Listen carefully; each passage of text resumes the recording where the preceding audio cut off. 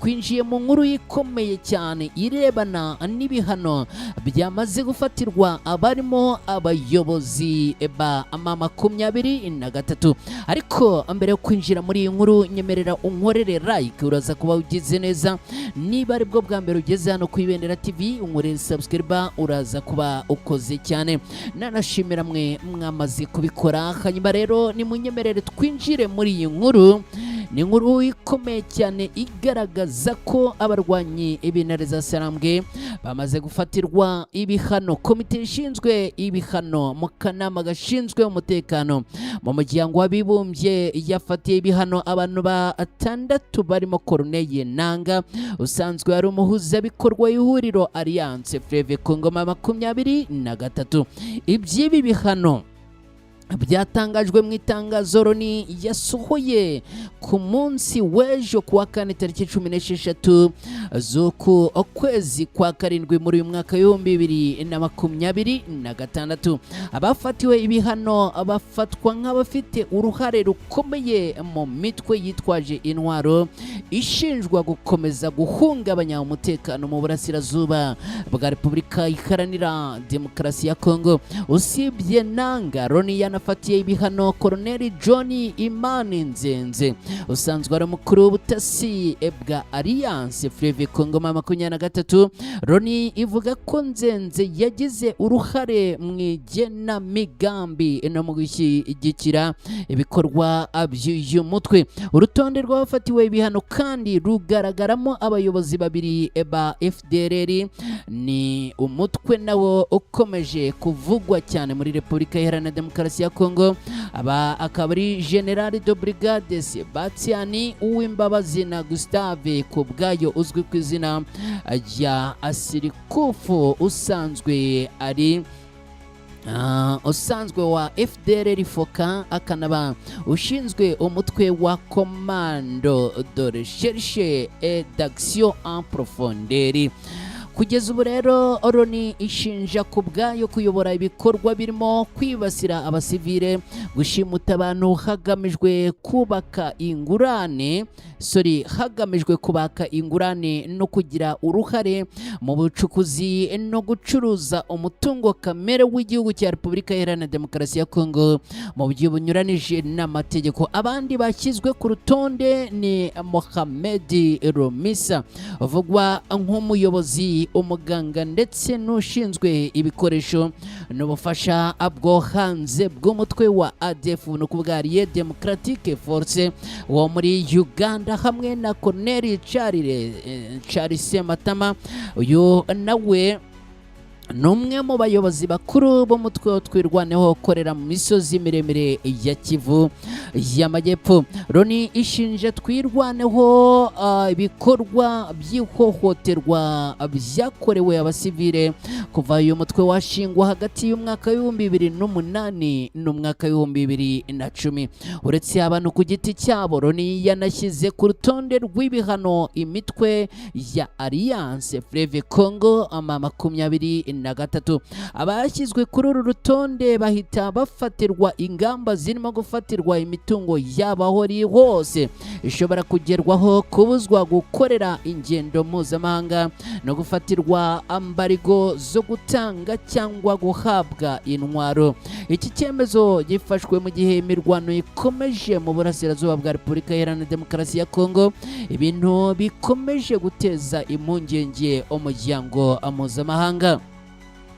Shiti bakunzi ba Ibendera TV, turakomeje n'aya makuru. Ni munyemerere noneho twerekeze muri ya nkuru ivuga yuko Kisekedi yongeye gutakambira amahanga ngo amufashe cyangwa amukize abarwanyi b'umutwe wa Alliance Fleuve Congo 23. Ariko mbere yo kwinjira muri iyi nkuru, nyemerera nongere nkwibutse ko turi makuru ku Ibendera TV. Ese murimo kunyumva? Ese amajwi arimo kubageraho neza? Amashusho ameze neza? Nyemerera rero niba turi kumwe, uhite uterekaho like, uterekaho commentaire, umbwira uti turi kumwe.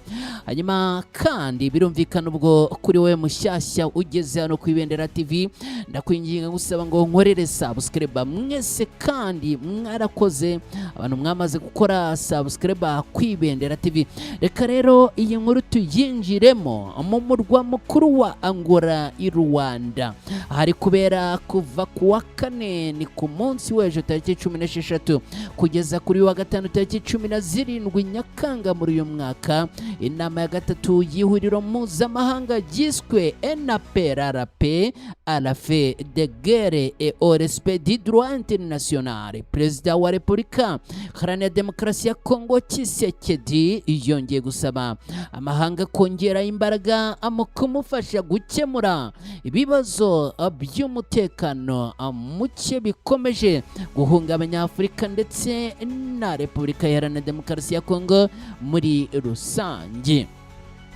Iyi nama yateguwe n'ihuriro ry'umuryango w'abibumbye rishinzwe ubusabane hagati y'imico inawoke, ni ku bufatanye na guverinoma ya Angola. Ikaba yahuje bakuru b'ibihugu, abayobozi b'imiryango mpuzamahanga, abayobozi b'amadini, urubyiruko, impuguke, abahagarariye sosiyete sivile n'abandi bafatanya abikorwa batandukanye bagamije gushimangira ibiganiro, ubwiyunge, amahoro arambye ndetse no kubahiriza amategeko mpuzamahanga. Mu ijambo rye, Perezida Tshisekedi yavuze ko ikibazo cy'umutekano kimaze imyaka irenga 30 mu burasirazuba bwa Repubulika Iharanira Demokarasi ya Kongo kidakwiye gufatwa nk'ikibazo cy'igihugu kimwe gusa, ahubwo ko ari ikibazo gifite ingaruka ku mutekano w'akarere ndetse n'uw'isi muri rusange. Yagaragaje ko aho amategeko asimbuzwa imbaraga z'intwaro, aho imitwe yitwaje intwaro ikoreshwa mu nyungu za politike z'ibihugu runaka, aho kudahana abakora ibyaha bikomeza kubaho, ndetse n'aho umutungo kamere ukoreshwa mu komeza amakimbirane aho guteza imbere abaturage, amahoro aba akiri kure.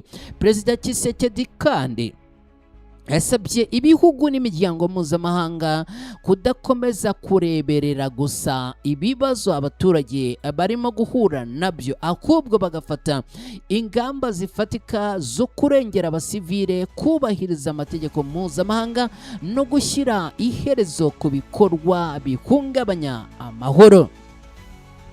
Mu butumwa bwe, Perezida Tshisekedi yavuze ko igihe kigeze cyo guhagarika gufata intambara nk'ikintu gisanzwe cyangwa kidashobora kurangira. Yagize ati, amahanga ntakwiye kugarukira ku kwamagana amakimbirane mu magambo gusa, ahubwo amahoro asaba ibikorwa bifatika, ubutabera ndetse n'uburyozwe ku bakoze ibyaha.